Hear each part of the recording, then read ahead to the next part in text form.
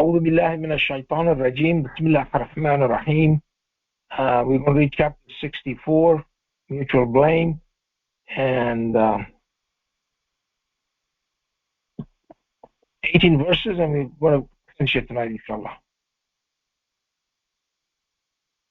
Okay, Mom, please. Bismillah ar-Rahman ar-Rahim. Glorifying God constantly is everything in vacua and everything within matter. The kingship and the praise belong to Him, and He is all-powerful over all things. He is the one who created you, then some of you became unfaithful, while some of you become faithful. And God sees everything you do. He created the vacua and matter truthfully, and He designed you the most perfect, the most beautiful design, and to Him is the final destiny. He knows what is in the vacua and matter, and He knows what you conceal and what you declare. And God is the knower of the innermost thoughts. Do you not know the news of those who disbelieved previously? Thus they enjoyed temporarily, but their situation deteriorated, and reserved for them is a painful suffering. This was because their messengers went to them with proofs, but they said, "Is a human being going to guide us?" Thus they disbelieved and turned away. However, God is in no need, and God is rich, praiseworthy.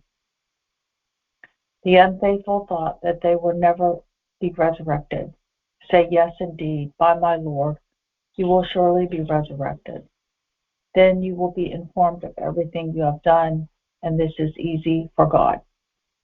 Therefore, believe in God and His messenger and the light that we have revealed, and God is fully cognizant of everything you do."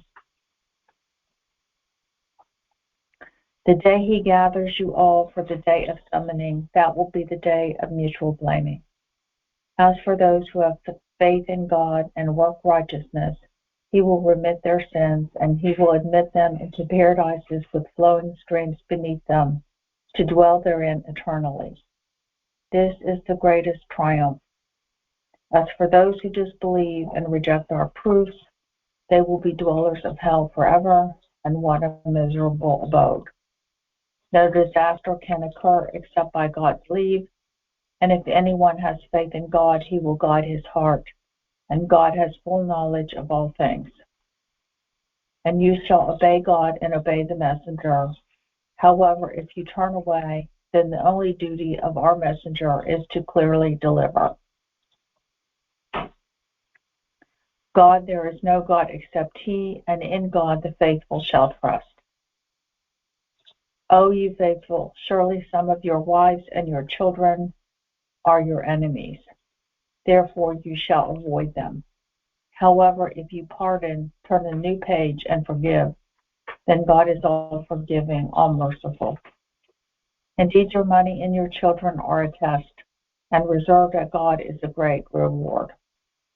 You shall therefore fear God as much as you possibly can, and listen and obey, and spend to the benefit of your own souls, and those who can overcome their own stinginess are the successful ones. If you give God a loan of righteousness, He would double it for you, and He will forgive you, and God is appreciative, clement. He is the knower of all secrets and declarations, the Almighty, the All-Wise. Okay, mashallah, thank you. Very good.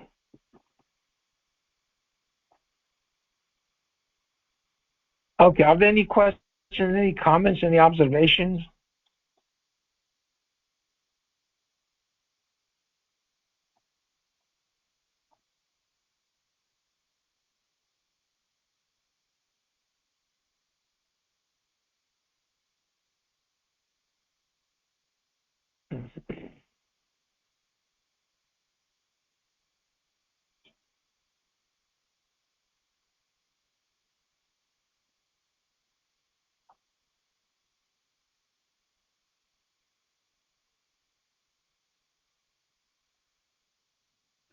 Salam. Anything? Walaikum assalam, Maryam. Yes, go ahead, please. Verse 10, so 64, Uh-huh.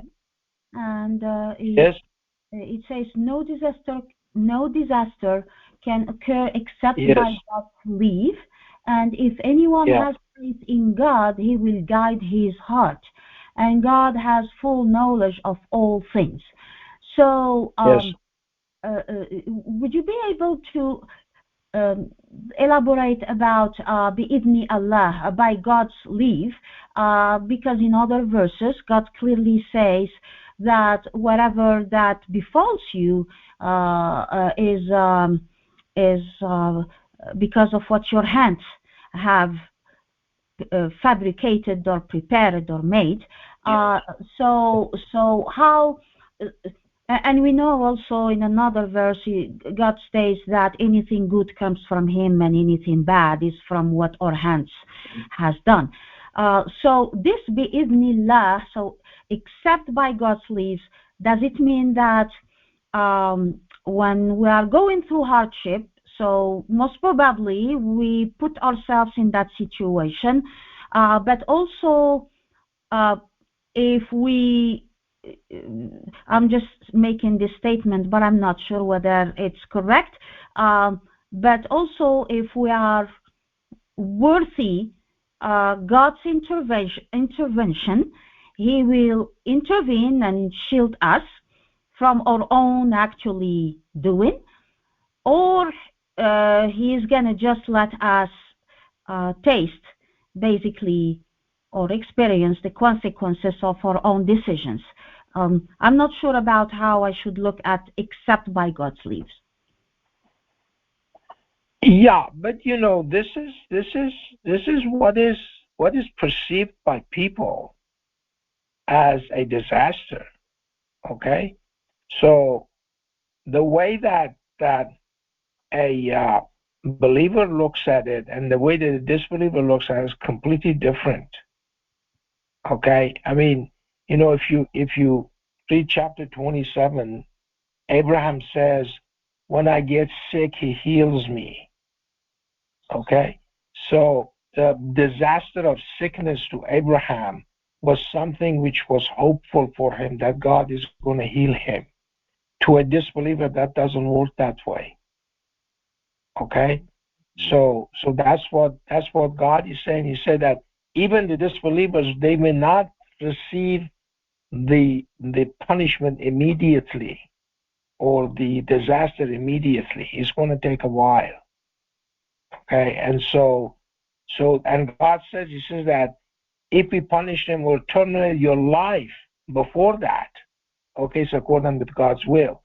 So the disbelievers may not receive any disaster at all, or it is a time for it, and that time is only it's by God's permission or by God's leave. And so we should not be in a hurry to see it, because finally they're going to get it. Okay, but here I think the key here is that this and here, and if anyone has faith in God, He will guide his heart. Okay, I think that's the key here. So no matter what you look at it, okay, it's the same with Job, who stuck with God, never lost faith, and then you have other people who have the same problem that Job has, but Job looks at it differently because his heart was guided, and that other person looks at that as a true, calamity or true disaster, that the believers don't look at it that way. I see. So in this particular case, the disaster is what is perceived as disaster from a believer perspective or from a non-believer perspective? No, I mean, I'm just saying that the way that is perceived is different. Right. A disaster would really torment the disbelievers. Yes. But the believers always have a way out. Okay, because God is with them. Okay. That's the key. Okay, so as I said, the case of Job. Okay, the case of Jonah. Okay, when Jonah was in the belly of the fish, suppose Jonah was a disbeliever and continued to be a disbeliever, what would happen to him? God says he would stay there until the day of judgment. Yeah.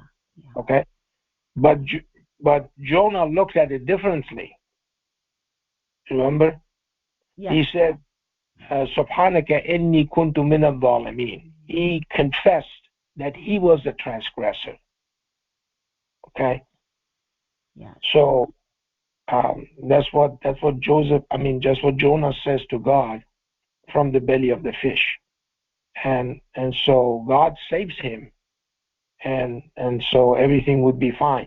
But my point is that a believer and a disbeliever would look at it differently, completely differently. Yeah. Okay. It's I see now the difference. Yeah. Now I know we read not long time ago in chapter 57, I believe, about there is not a musibat on this earth or in within us, only written It's already pre-recorded. Yes. Right. Yes. So I'm a little bit lost here in terms of how I connect this pre-recording with something that God tells us we brought it on ourselves. Yeah, of course. No, of course God says that. Okay, that's what he tells the disbelievers, you brought upon yourself. Okay? But my point is that, you see, the same thing that happened to Jacob with his kids, with his sons. Okay? 11 of them ganged up on one of them. Yes. Okay? And so, but Joseph complained to God. Don't get me wrong, he did. But he always says at the very end, he says, look, I know something of God that you don't know. Yes. See, he never lost hope. That's the point. Yeah. Okay? Yeah. So they look at it completely differently. That's true. That's true. It's for the believer going through a musibatan is actually that's a test to see if we are hopeful. Well, I mean, you two people get sick, okay? Yeah. One of them is a disbeliever and one of them is a believer. What's the difference? Yeah. Okay. Definitely, the perception. You see, because the believer guy, he has hope, or she has hope, okay? And it doesn't matter if he even dies, he has hope. And the disbeliever doesn't have any hope. Yes. That's a huge difference there. So they look at it completely in a different way. Yeah. That is true. That is true. Thank you, Dr. Fazely. You're welcome. You're welcome. Okay, welcome this province. Yes, go ahead. Now, looking at it another way, in whatever the situation that we are in, as you talked about it today, we put our trust in God, right? Yeah, exactly. It just doesn't matter where we are. Yeah. The crux of the matter is we put our trust in God and hope, and be hopeful because God's mercy is always there. Yeah. So, but as you said, the non-believers and disbelievers don't have that state of mind because they don't know God. That's right. They have no hope. I mean, hopelessness is a huge thing. It's a huge disaster by itself. Let's put it that way. Okay. It's causing all the depression and all the negativity in this world. Yeah, exasperate the situation. Yeah, they become so hopeless that they may even commit suicide. Okay, exactly. Because they're hopeless. Okay, so it's a completely different thing. I was looking at verse 2. I mean, what is the one who created you? Then some of you become unfaithful. I think it's Where's the one? No, verse 3. He created the vacuum and matter truthfully and designed you the most beautiful design. And to him is the final destiny. Yeah. To me, this also means that however you look like, right? You are created in the most beautiful design. So when people denigrate each other by their looks and color and whatever it is, that's wrong, because we already designed in the most beautiful design. Yeah. Well, I mean, as I said today, I mean, God has given a lot of things, to some people. And that's what he does. He said, don't be impressed by the worldly possessions. That's what God says. Okay? I mean, remember, we were talking about it today, okay, that Moses and Aaron, they're basically frustrated, totally frustrated. This guy has everything, and, he's misleading people. He's diverting from the path of God. But he has everything. Okay? And so they complain and say, but my point is that he gave them their wish. Their praise was accepted by God immediately. Okay? And that is the amazing part. So, it's, they do have it. They do have the worldly things that other people don't. Okay? But God says don't be impressed with that. Yeah, although the situation was disastrous, they became victorious, right? Both of them. Yes. Moses and Aaron, right? Yeah, exactly. In the final analysis. But that's just this world. Don't forget the hereafter. And that's what God says. That's the real thing. Okay? They may look really, and God says you may be impressed by them. That's what God says. Okay? And he says that, but in the final analysis, where the hereafter is the real thing, that's where they're going to suffer, because, you see their body and everything, and it looks very impressive. But the point is that the soul is completely weak and under a lot of stress. So, and that's what chapter 68 that we're going to read in a few weeks, inshallah. Chapter 68, and those are the people who cannot fall prostrate to God. Okay? They'll be asked to fall prostrate, but they can't. Okay, and then God says, remember you were whole and able, and you were asked to fall prostrate, but you refused. Now this is the consequences. Yeah. And then 55 says that the guilty would not be asked about their sins. They will be recognized by their looks.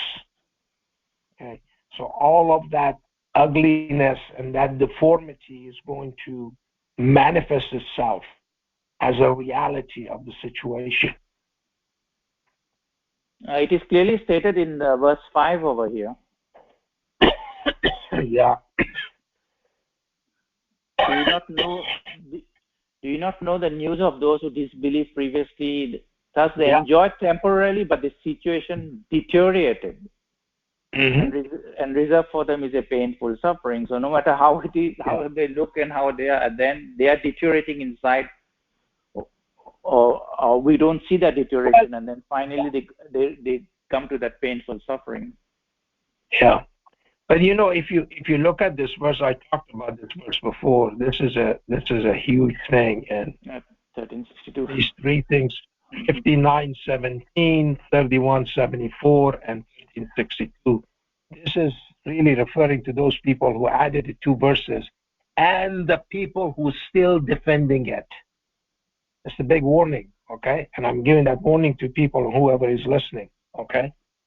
31:74 is actually 23 times 2 times 3 times 23, okay? And that's 9129.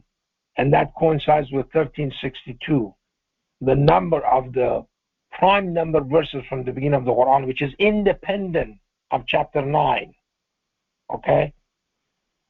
Because the last prime number verse in chapter 9 is 9127.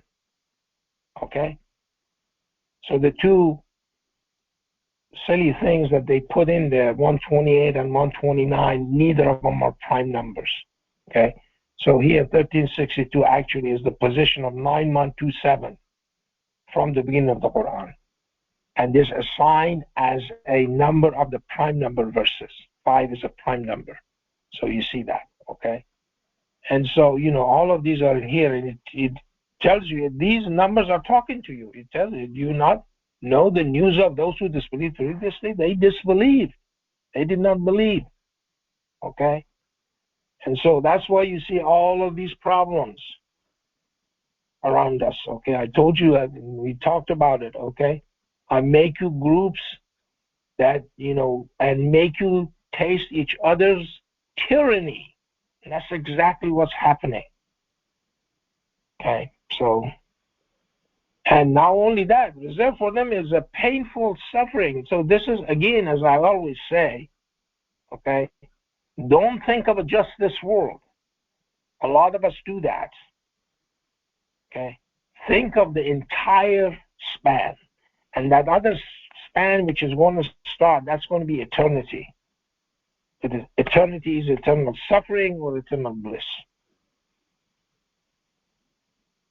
The beginning of the end. Yep. Forever. Yep. Thank you, sir. Thank you.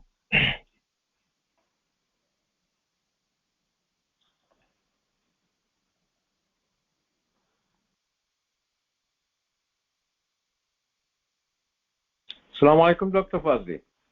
Walaikum assalam, Anwar. Yes, go ahead, please. Yeah, I had one comment to make concerning Yes. discussion earlier we had. If I'm not mistaken, I don't remember the verse number or the surah, but I read in the Quran that God says that a believer is always hopeful. Yeah, yeah. Yeah, is always hopeful. And the other thing I wanted to talk about is 64:8.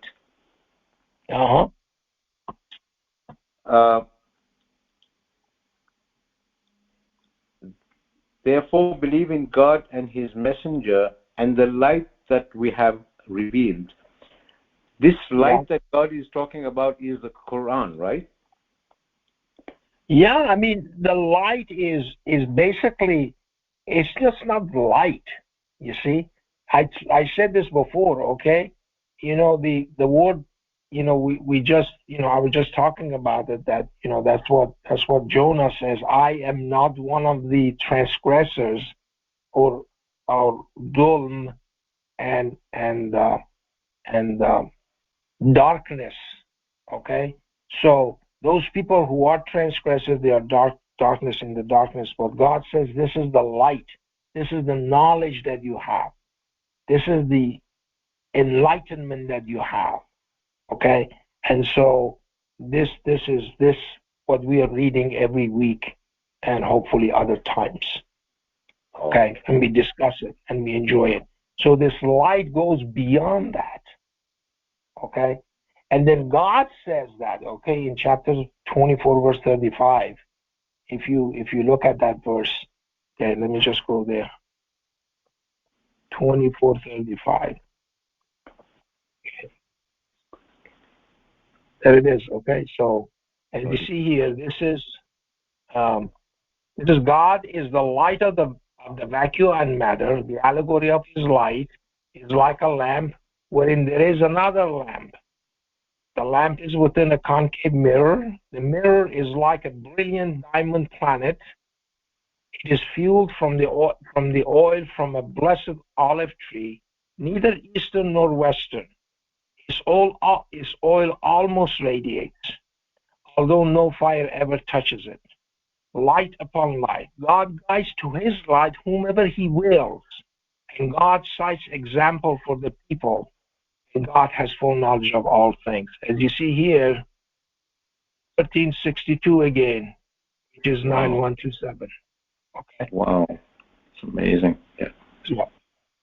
So again, that's the position of chapter 9, verse 1, 2, and 7. That's what he says. Okay, he says that he guides. God guides to his light whomever he wills. Yeah. So, we are the recipient of all of this information that other people do not have. And people who stay away and people who sneak out, okay, those are the people who are losers. Wow. Yeah. There is no limit to praising God, sir. There's no limit. No, there is none. No, exactly. And thanking him. Okay. Yes, of course. Be grateful to him for what he has given us. And yeah. Thank you very much. Thank you.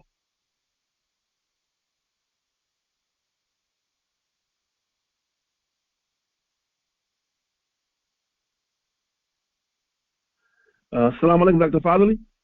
Walaikum salam. Yes, Jerry, go ahead, please. Yes, sir. I just want to share with everyone an ayat I was reading. Now, we have been talking a lot lately about having partners with God. And so I was reading Surah 6, ayat 121. And it really shook me up because it said that, and you shall not eat from that upon which God's name has not been mentioned, for indeed it is an abomination. And so I'm thinking, like, wow, how many times do we go to drive through, eat a French fry, drink a soda, and we forget, or we don't say, I don't, and we don't remember to say everything. And it says that it is an abomination. And indeed, the devils inspire their allies in order to argue with you. Furthermore, if you do eat it, you indeed have set up partners for God. So my reminder to myself was just to remember every time we stick something in our mouths or we drink, every time, no matter how small it is, we have to remember to mention God's name. Because if we don't, we are setting up partners for God. And I was like, wow. And another thing that added info was the fact that if you think about that and think about the other people, the other humans around the world who don't have access to food. So that would be a great reminder. So alhamdulillah, I was just blown away from that. And just alhamdulillah, thank you, Dr. Fazely, for this message. Thank you. To continue reminding us. Assalamu alaikum. Wa alaikum assalam. Yes, you're absolutely right. Yep. Yeah. Very good. Very good. Salam, Dr. Fazely. Wa alaikum assalam, Shakira. Yes, go ahead, please. I don't know whether I understand this verse correctly. 64:14 it says, "O you faithful, surely some of your wives and your children are your enemies. Therefore you shall avoid them. However, if you pardon, turn a new page and forgive, then God is all forgiving." So, I mean, basically, a faithful man and faithful men can have wives and children that don't believe. Unfaithful, and men too, because God actually mentions Pharaoh and his wife being too. But here, I don't understand. You shall avoid them, but what do you pardon? Turn a new page and forgive, because we. Yes. What are we pardoning? Yeah. You're talking about 14, verse 14, aren't you? Yeah. Yeah. Some of your wives and your children are your enemies, therefore you shall avoid them. However, if you pardon, turn a new page and forgive, then God is all forgiving, all merciful. Nothing, it just means to be nice to them. That's all. Okay? But, they cannot be your best friends, obviously. Yeah. So you just forgive them for whatever they are doing. Yes. Only you forgive them, not God. Yeah. Yeah, exactly. Yeah. The rest of it is up to God. Yeah, that is very true. Yeah. Yeah. Okay, I understand that now. Thank you so much. Thank you. Okay. Okay, any other comments or question, observations?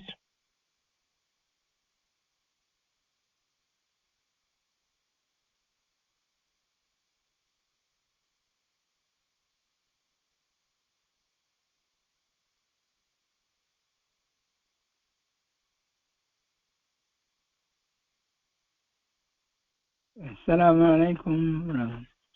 Alaikum salam, Mahmoud. Yes, go ahead, please.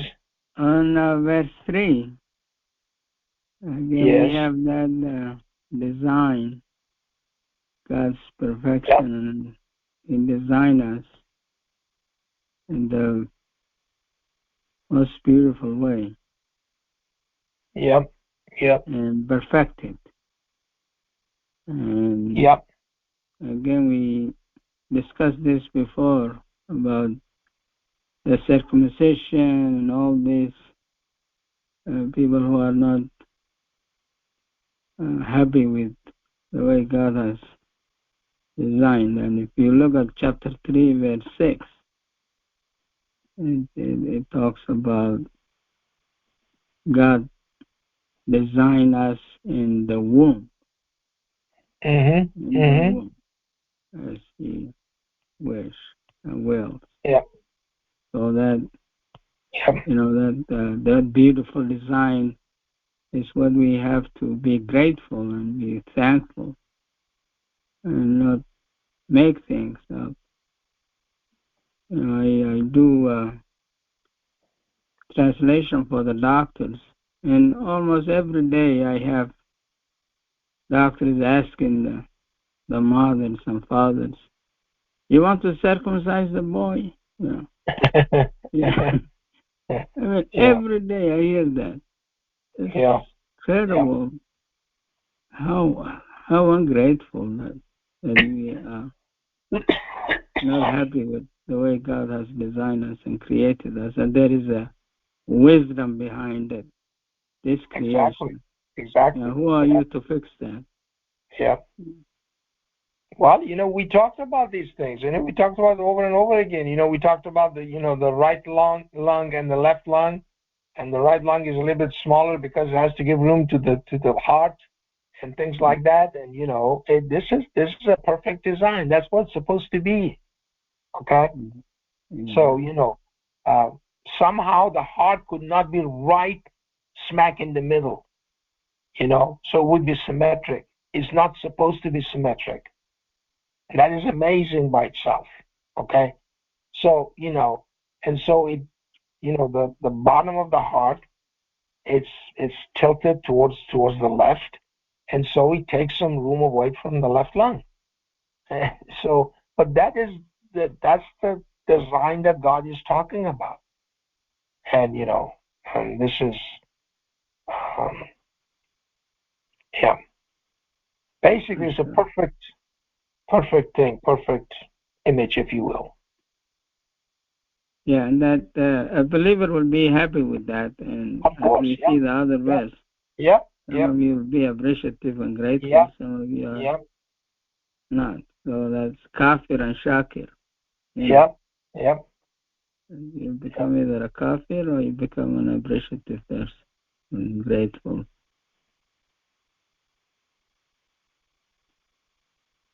MashaAllah. Assalamu alaikum. Wa alaikum assalam.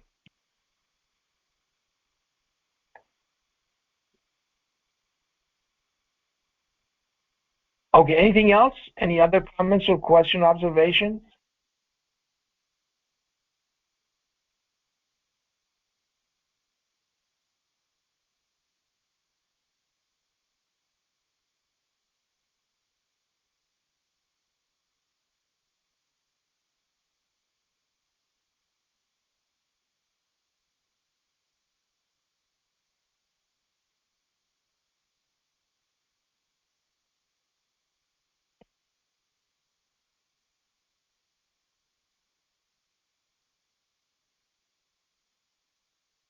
I just want to talk a little bit about 64:9. Okay, 64:9 is the day he gathers you all for the day of summoning. That will be the day of mutual blaming. Everybody is going to blame one another. It was your fault. It was your fault. It was your fault. As for those who have faith in God and work righteousness, He will remit their sins and will admit them into paradises with flowing streams beneath them, to dwell therein eternally. This is the greatest triumph. Okay?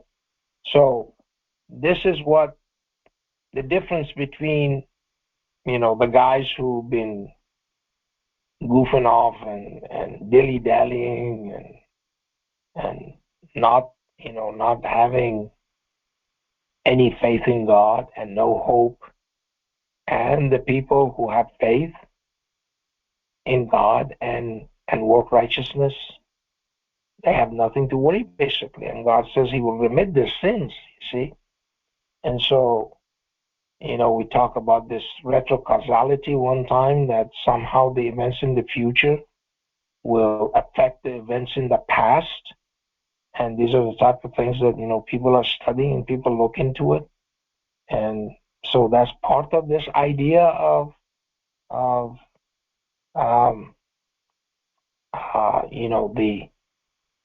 the idea of forgiveness and repentance that God is stressing in the Quran, and how the past is going to be wiped out and change into a different past, which is not the same as what we went through.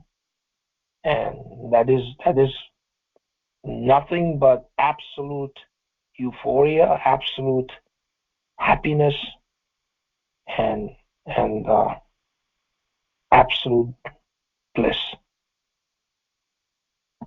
And that's what paradise is. That's what God will do.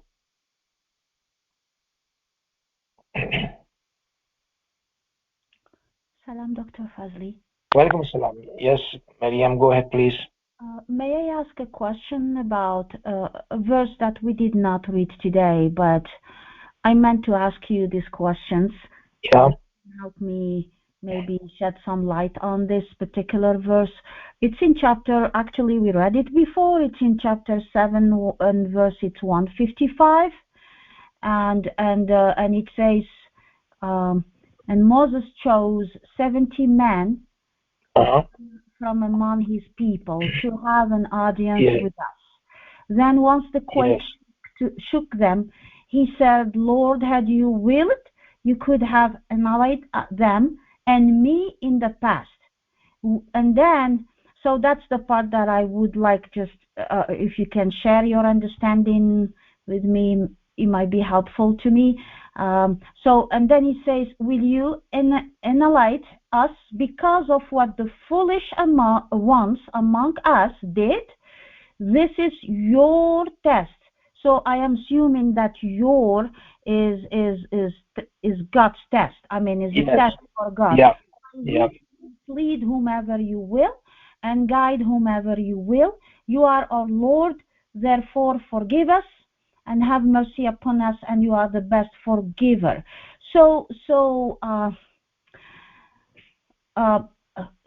We have Moses here, who is basically telling God, do not basically destroy us just because among us there are some foolish ones who've done what they've done. But on the other hand, I am sure Moses knew that, as God states in other verses, which is also part of his message, that no soul is responsible for any other soul's deeds. And so I am not sure what prompted Moses, how I should understand this, what prompted Moses to talk to God this way and say, are you going to do this?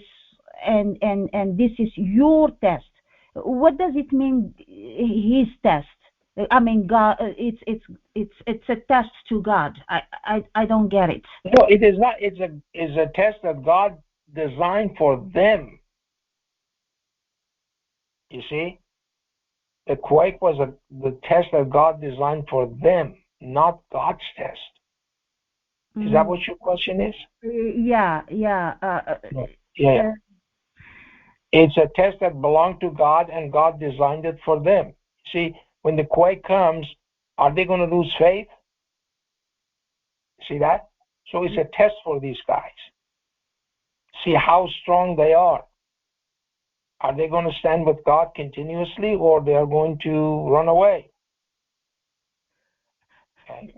So Moses, who was, I mean, pretty much, I mean, we have so many verses that narrates Moses' history, or story, I would say, sorry.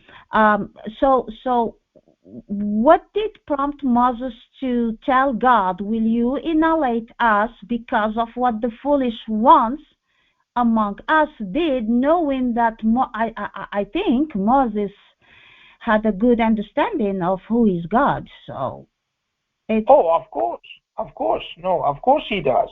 Okay? And so, but he knows also that some of the people are not very strong. Okay? So someone was probably having second thoughts about this whole situation. That's why he says, will you annihilate us because of what the foolish ones amongst us did? So there were some of these guys who were, basically said, please don't do it because we are with you. That's what he's saying. Okay. Okay. And well, I mean, Moses was also a human being. Yeah, I get. Okay? Yeah. So you have to also understand that. Yes. That he was shaken up too by the quake.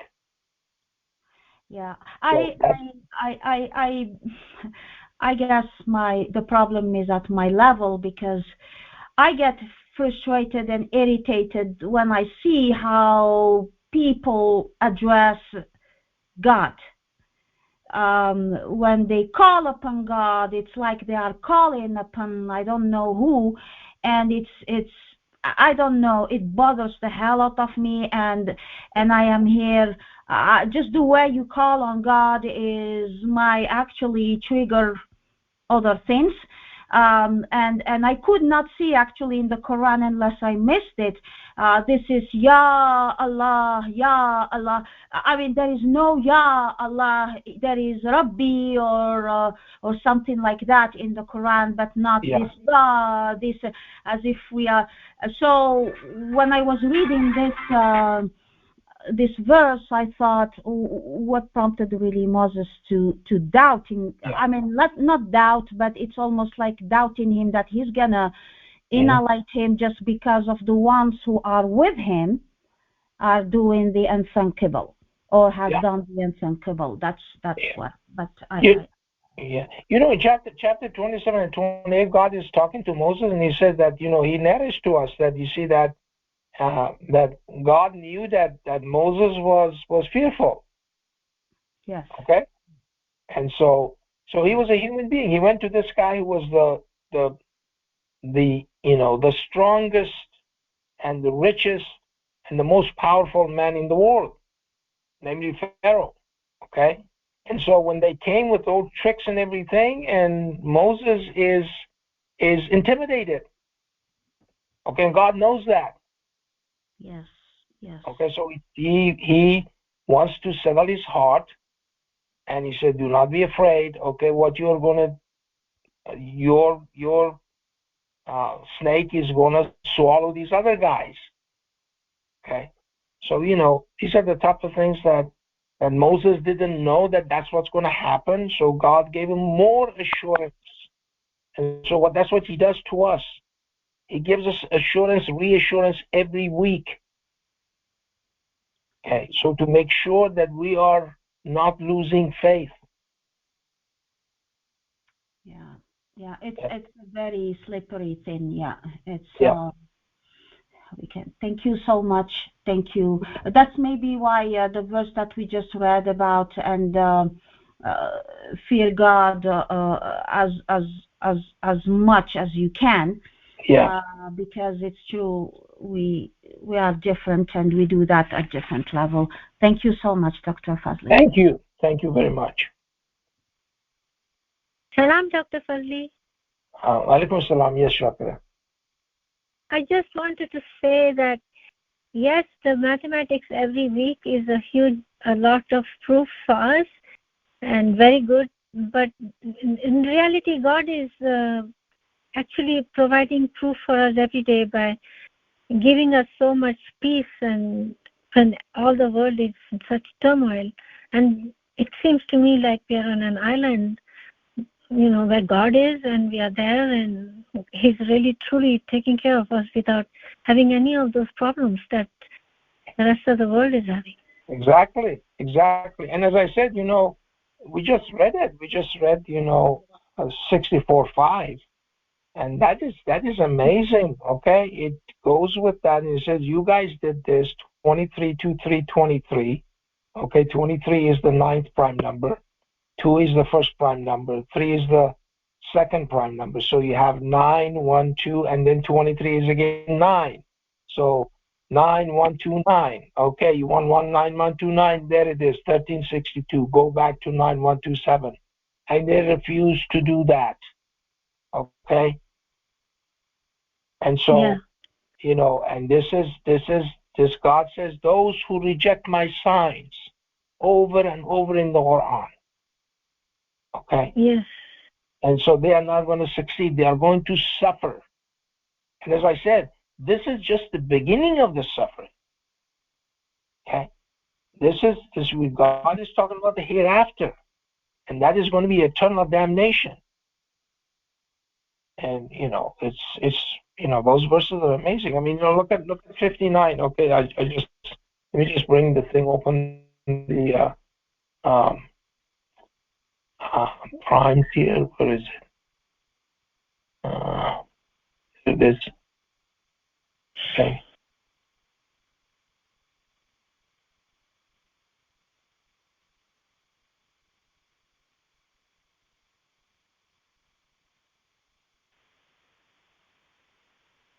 $59.17. Okay, there it is. $59.17. It lines up with 6234. Okay, look at it. Yeah. Scroll here is 1596. 1596 is actually the numerical value of Shahr Ramadan. Yeah. Okay. Yes. Can you imagine this? Okay. I mean, how else God is going to talk to you? I mean, this is a language of mathematics. This is independent of knowing the language. Okay. It's lining up. 6234, 5917. Okay. I mean, total number of verses in the Quran next to it, 5917, 5917. If you go back to the thing, okay, that's the order of revelation of that verse. 59:17th verse that was revealed, 64:5. Okay, let's just go there. 64:5. Come on, I'm in the wrong one. Sorry about that.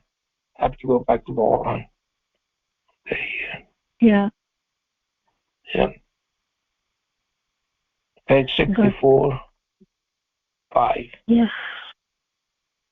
Okay, there it is. Okay, 59:17. Okay, right next to it. This one actually tells you that it's 6234, not 6236. Okay, so you did this. This is what's going to happen to you. Do you not know the news of those who disbelieved previously? Okay, don't you know what happened to people of Ad and Thamud and all those guys, the people of Noah, and you're still doing it? Thus, they enjoyed temporarily. Okay, they had wealth. They had a lot of sons. I told you that shortest one was 6'2". Okay, and so that's how it works. But their situation deteriorated, and reserved for them is a painful suffering. Yeah. Yeah. The situation deteriorated so that they can improve it by understanding to worship Him alone. But by the time they don't even think like that. Yeah. And if you tell them, they laugh at you. Thank you so much, Dr. Fazely. Thank you.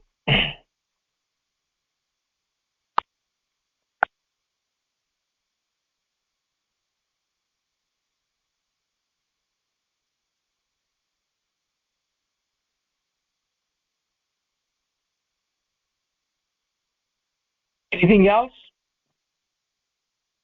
Any other comments or questions or anything about the prayers today or the Quran in general, or God? If you want somebody wants to praise God for all of the items that we see every week, we witness every week, and we enjoy it. And this is amazing, absolutely amazing. Okay, let's all thank Him and Ask Him to keep us worthy of this huge blessing, worthy of witnessing these views that He's shown us every week. Okay, it's absolutely mind-boggling.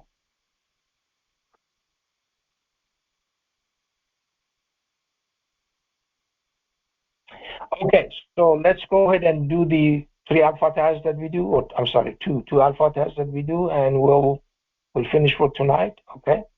Bismillah ar-Rahman ar-Rahim.